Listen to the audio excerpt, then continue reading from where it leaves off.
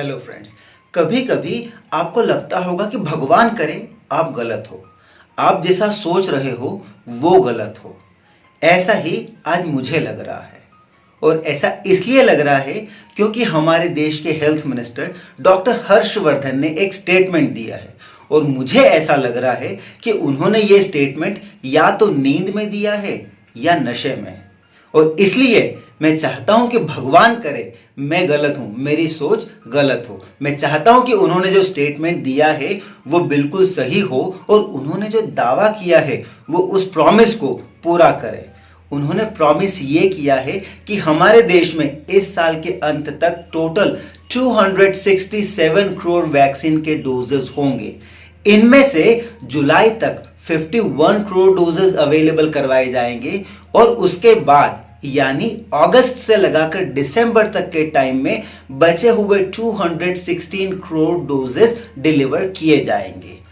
अब ये बात सुनकर लगभग इम्पॉसिबल लगती है, और इसके इम्पॉसिबल लगने का कारण यह है कि हमारे देश में वैक्सीनेशन शुरू हुआ था 16 जनवरी 2021 को, यानी लगभग 4 महीने पहले।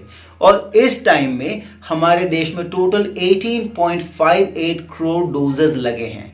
उनमें से 14.35 करोड़ लोग ऐसे हैं जिनको पहला डोज लग चुका है, और बाकी 4.22 करोड़ लोग ऐसे हैं जिनको कि दोनों डोज लग चुके हैं।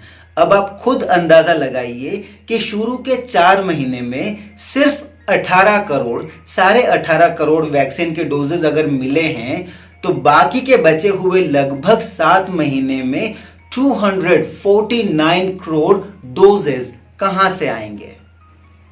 फ्रेंड्स, अगर हम चाहते हैं कि हमारे देश में इस साल के अंत तक 267 करोड़ वैक्सीन के डोजेज हों, तो उसके लिए ऑन एन एवरेज रोज 1 करोड़ से ज्यादा डोजेज जनता को देने होंगे। और ये फिलहाल की कंडीशन में इसलिए इम्पॉसिबल है क्योंकि 2 दिन पहले 18 मई को एक दिन में सिर्फ 12 लाख डोजेस दिए गए थे।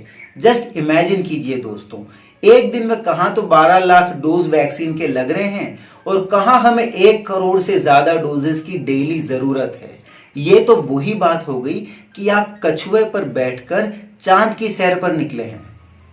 दोस्तों, हमारे देश में वैक्सीन की कमी को देखते हुए सेंट्रल गवर्नमेंट ने स्टेट्स को यह अलाउ कर दिया है कि अगर वो चाहें तो वो ग्लोबल मार्केट से टेंडर के जरिए वैक्सीन प्रोक्योर कर सकते हैं।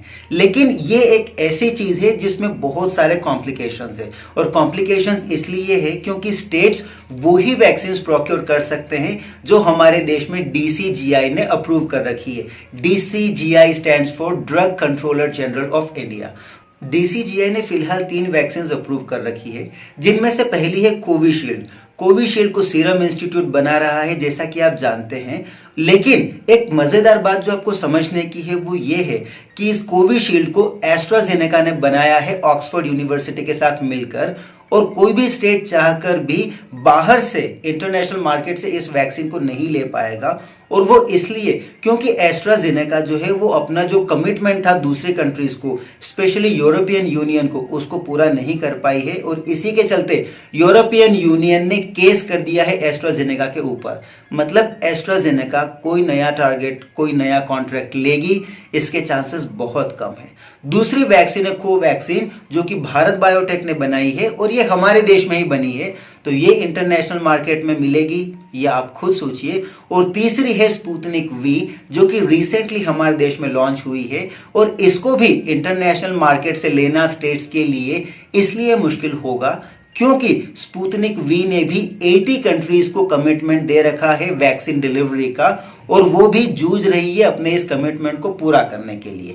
कहने का मतलब ये है कि जो अभी फिलहाल अप्रूव्ड वैक्सीन है उनमें से कोई भी इंटरनेशनल मार्केट से स्टेट्स को मिल जाएगी, इसके चांसेस बहुत कम है।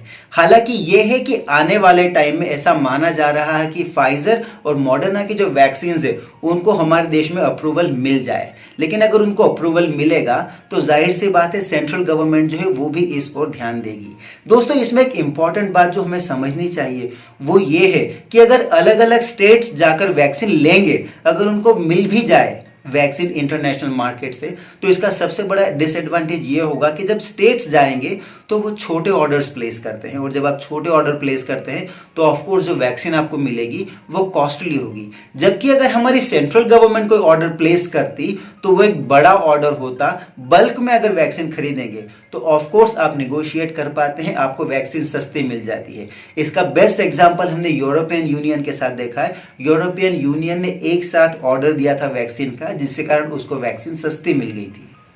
दोस्तों, वैक्सीनेशन कोविड इन्फेक्शन से बचने का अब तक का हमारे पास सबसे इफेक्टिव तरीका है, और इसलिए स्टेट गवर्नमेंट्स और सेंट्रल गवर्नमेंट को हर कोशिश करनी चाहिए ताकि ज़्यादा से ज़्यादा लोगों तक इस वैक्सीन को पहुंचाया जा सके, ताकि हर्ड इम्यूनिटी डेवलप में हो।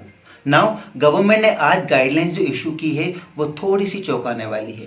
अभी तक ये बोला जाता था कि कोविड वायरस इन्फेक्टेड पर्सन से ड्रॉपलेट के फॉर्म में 2 मीटर दूर तक स्प्रेड हो सकता है, लेकिन आज जो गाइडलाइन आई है वो ये बोलती है कि इन्फेक्टेड पर्सन से कोविड जो है वो 10 मीटर दूर तक जा सकता है in the form of aerosol.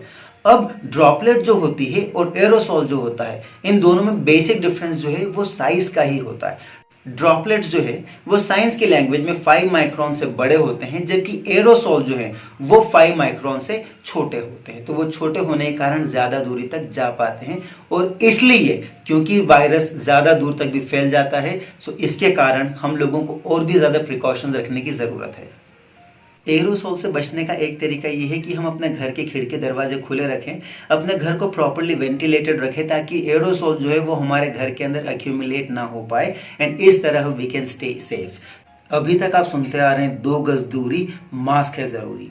हो सकता है आप बहुत जल्द सुने 10 गज दूरी, मास्क और वैक्सीन है जरूरी। Thank you for watching the video. Good bye.